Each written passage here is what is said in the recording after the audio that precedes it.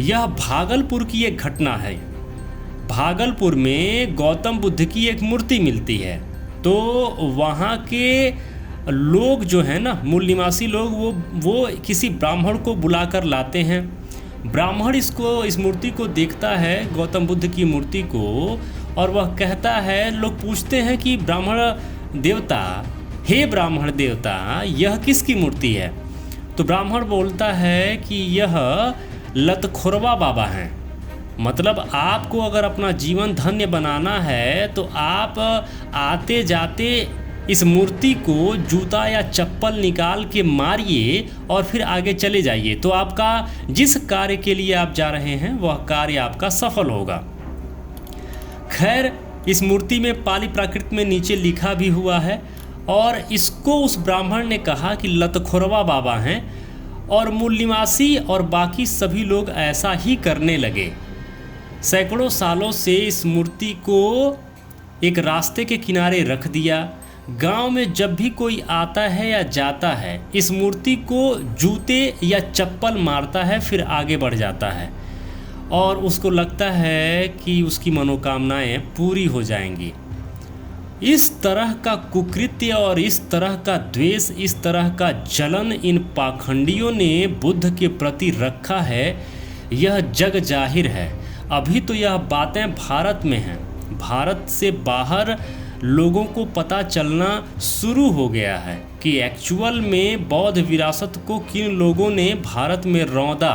नमस्कार, स्वागत है आपका न्यूज़ 7 भारत में। आज इस न्यूज़ रिपोर्ट के माध्यम से मैं आपको बताऊंगा कि किस तरीके से गौतम बुद्ध की मूर्तियों को या अवलोकितेश्वर बुद्ध की मूर्तियों को परिवर्तित करके विष्णु बनाया गया।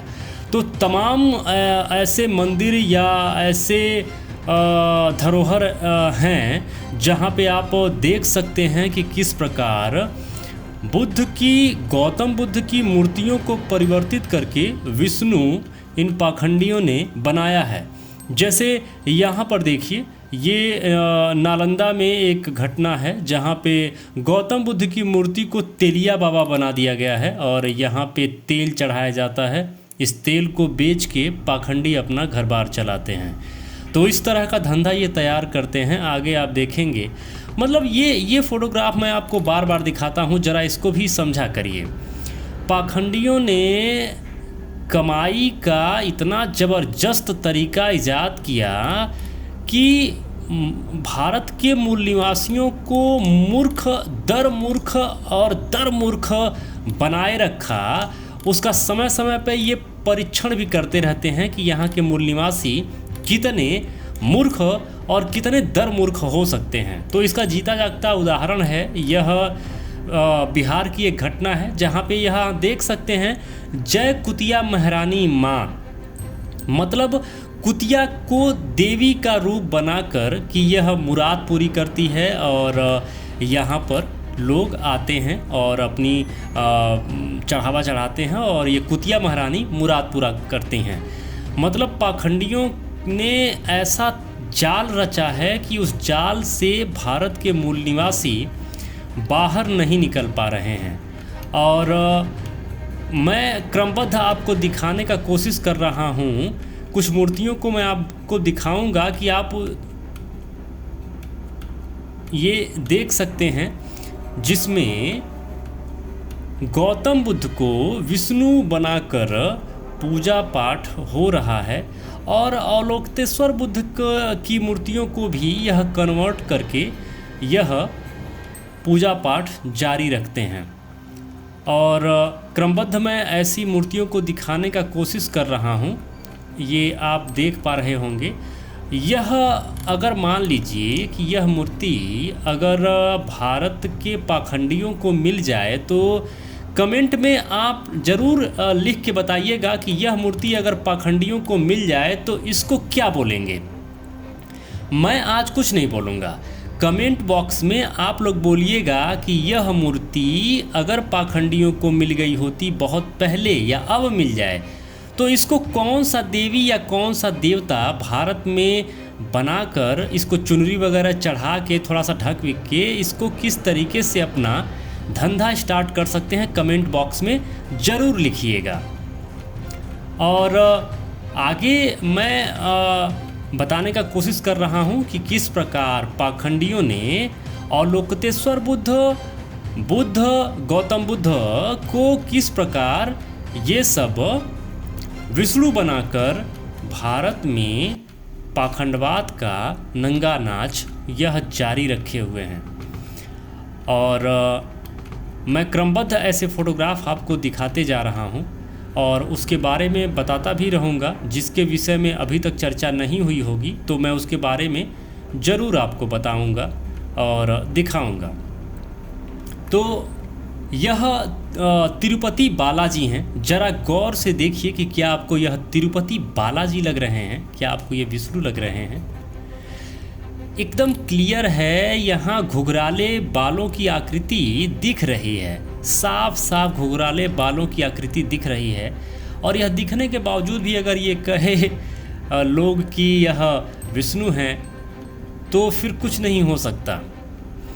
और क्रमबद्ध उन फोटोग्राफ पे मैं बात नहीं कर रहा हूँ जिसके बारे में मैं पहले आपको बता चुका हूँ। ये माँ मुंडेश्वरी का फोटोग्राफ आप देख पा रहे होंगे।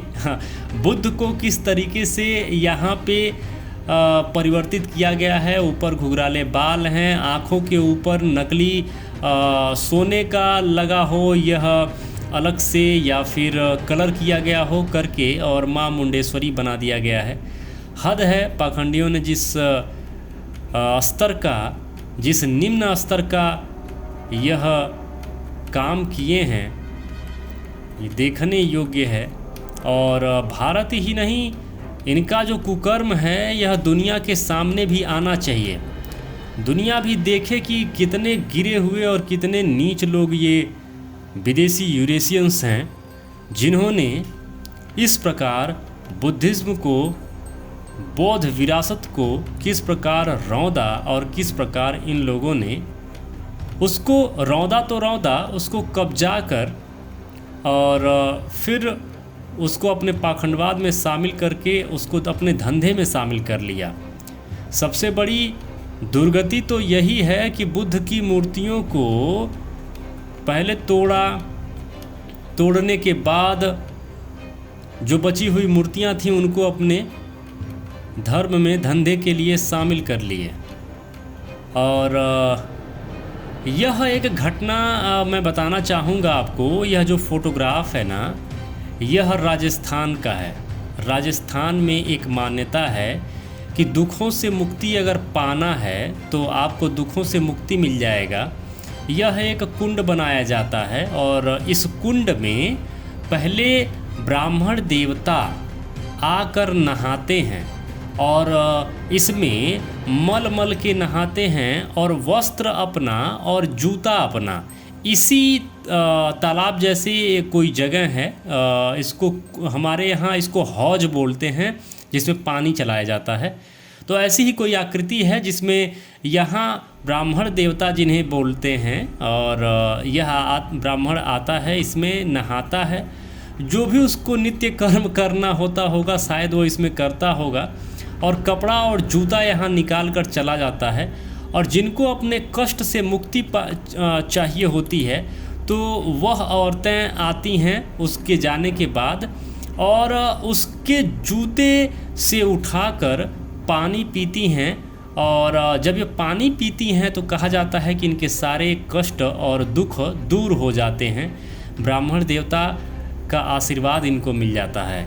अगर इस तरह की मानसिक बीमारी से मूल निवासी पीड़ित हैं तो कुछ नहीं हो सकता मूल निवासियों का। अगर अभी भी इतने महापुरुष जगाते जगाते इनको मर गए, इतनी पीढ़ियां बीत चुकी हैं इनको जगाते जगाते समझाते समझाते, फिर भी इनको समझ में नहीं आता और ये इस तरीके से दुखों से मुक्ति पा रहे हैं। इस तरीके से ब्राह्मण देवता के मल मूत्र और पसीने को पीकर यह इनको स्वर्ग मिलेगा। यह कौन से स्वर्ग जाएंगे यह तो यही बता सकते हैं। आगे बढ़ते हैं। हाँ, यह देखिए, यह मूर्ति अवलोकितेश्वर बुद्ध की है जिनके माथे पर गौतम बुद्ध की मूर्ति बनी हुई है जो भूमि स्पर्श मुद्रा में है। अगर यह मूर्ति पाखंडियों को मिल जाए तो तुरंत इसको विष्णु। मैं इतना ही कहना चाहूँगा कि इतिहास खुद को दोहराता है और वह समय दूर नहीं जब भारत पुनः बुद्धमय होगा और इन पाखंडियों का पाखंड का अंत होगा। बस समझने की ज़रूरत है, जानने की ज़रूरत है, पाखंडवाद से मुक्ति पाने की ज़रूरत है।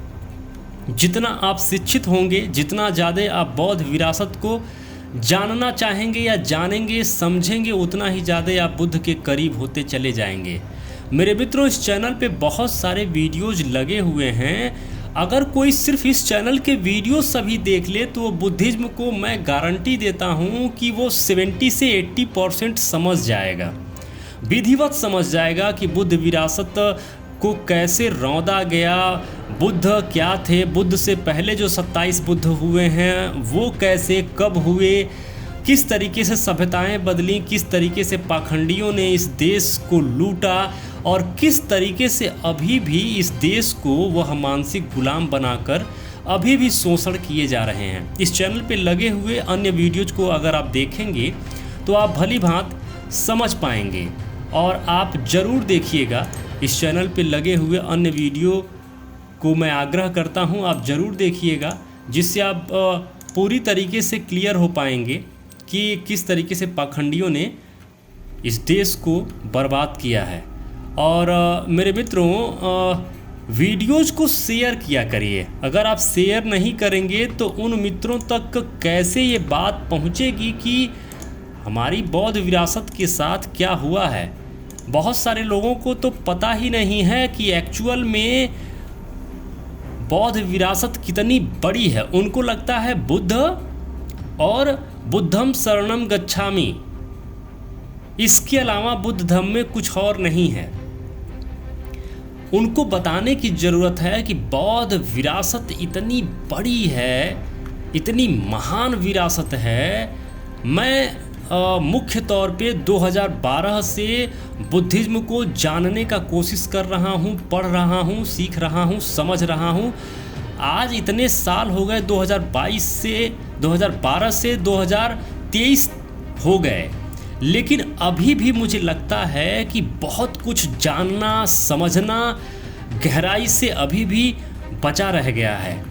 मेरे मित्रों, इन मूर्तियों को मैं दिखा रहा हूं, आप देखिए कि अगर यह मूर्तियां पाखंडियों को मिले तो यह उसे विष्णु घोषित कर देंगे। और मज़े की बात तो मैं आपको ये बता रहा हूं कि कुछ मूर्तियां ना भारत के म्यूज़ियम में रखी हुई हैं और उनको बाकायदे नीचे लिखा हुआ है कि ये विष्णु की मूर्ति है। शायद मेरे सामने अगर ऐसे फोटोग्राफ अगर पड़ते हैं तो मैं आपको बताऊंगा कि धूर्त उन्हें विष्णु घोषित कर दिए हैं कि यह विष्णु हैं, जबकि साफ साफ प्रतीत होता है कि वह बुद्ध की मूर्ति है।